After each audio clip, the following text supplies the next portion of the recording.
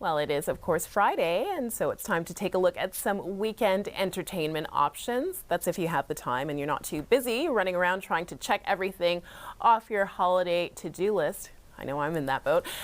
Joining us now is Chris Bumbray of JoeBlow.com. Hi, Chris. Hey, Maya. So let's start with a film, Wake Up Dead Man, a Knives Out mystery starring Daniel Craig is now streaming on Netflix. You interviewed Daniel Craig, so let's take a quick look.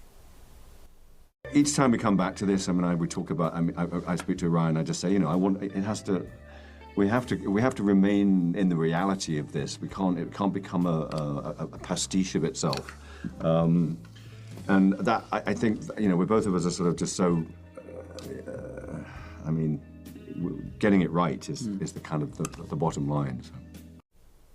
Okay, so I want to break this down, but first let's start with that clip and tell us more about the interview in the movie. Yeah, no, so I saw it back at TIFF actually a couple of months ago when they had the world premiere, and I was lucky enough to interview Daniel Craig and director Ryan Johnson while they were there, and it was a blast to speak to them. I'd interviewed him before, but I don't know, I always get really nervous around Daniel Craig. There's something about him, he seems very intense and kind of off-putting to me, but he's always very friendly, so I think it's all probably psychological. But yeah, I love him in these movies. I think he's great as Benoit Blanc, but this is a darker installment, I would say, for this one. A lot of it takes place around the church and deals with Catholicism. And the real lead in this one, I have to say, is Josh O'Connor from The Crown, who plays kind of this priest who's struggling with a crisis of faith, and then this Monsignor who's played by Josh Brolin, who's portrayed as kind of a very Trump-esque figure, gets assassinated, and then they have to solve the mystery. Star-studded: Kerry Washington, Glenn Close, Mila Kunis, like I said before, Josh Brolin, Andrew Scott. There's tons of people in this movie. It's a lot of fun. The Knives Out movies are always a blast to watch, and this one is a very good one, as good as the other two, I'd say. Okay, so this is on Netflix, and I just want to pick up on a conversation that we started having last week about the Netflix Warner Brothers deal. Since then, of course, there's been a hostile bid from Paramount. But just back to Netflix, it's just interesting to see movies like this one getting limited theater releases and then going straight to streaming. Is that going to become the new norm? I honestly think it's going to become the new norm, like you said. So this is a Netflix movie, and it was always intended that it would only run about 2 weeks, which is why in most of the ads they did say that they gave the streaming date as well as the theatrical date. And it's worth noting that the movie totally bombed in theaters. Nobody went to see it because everybody was just waiting to see it on Netflix. And that's the worry of a company like Warner Brothers, where all their movies are these big theatrical experiences. But what's going to happen? Are they going to get 2-week runs and they're going to say, oh, you can go see Sinners on April 15th, but then you can see it on Netflix on April 31st.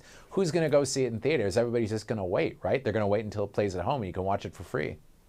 See it in the comfort of your own home, curled up on the sofa, especially at this time of year. Oh, yeah. I guess that's appealing for a lot of people. Speaking of this time of year, a Montreal tradition at Place des Arts, the Nutcracker is back. I was doing some research on this, and this has actually been a thing at Place des Arts since 1964. And, I think this is the 60, I'm losing track of my math, but it's like the 63rd, 64th edition. But, it's always such a wonderful tradition, for families to take in. It's Sal Wilfred Pelletier. They always put on such a nice show. It's playing twice a day, so there's one at 2:30 and then there's one at 7 o'clock. You can book your tickets online, but better book them early, though, because they do sell out fast, although it is going on until just before the end of the year. I think December 30th is the last day that it's showing. But it's always a Montreal tradition. It's always fun for families to take in, that's for sure.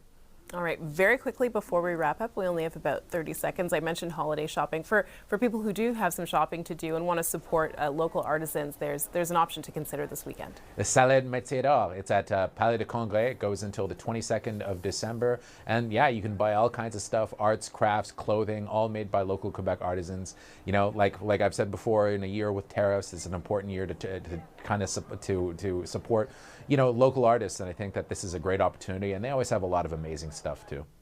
Yeah, really cool stuff that we just saw there in those images. All right, thank you, Chris, as always. We appreciate it. Have a great weekend. Hey, you too, Maya. Take care.